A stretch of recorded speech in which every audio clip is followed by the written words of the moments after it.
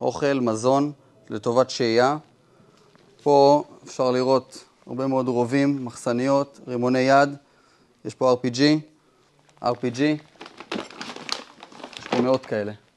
פה יש אמצעים לראיית לילה משמעותיים מאוד. הרבה מאוד תחמושת, ממש בונקרים שלמים של כדורים, הרבה מאוד כדורים. ציוד רפואי משמעותי לטובת לחימה.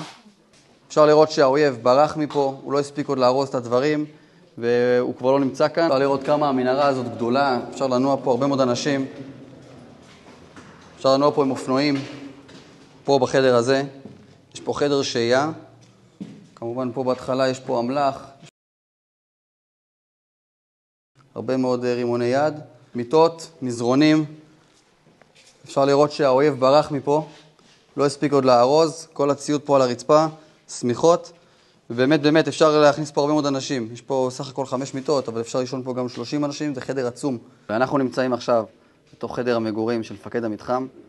במהלך הסריקות מצאנו פה 2 רובי קלצ'ניקוב, מספר רימונים, מסכת אב"ח, מצאנו פה קוראן עם תמונה של רמטכ"ל חיזבאללה לשעבר, עימאד מורניה, הרבה מאוד מחסניות.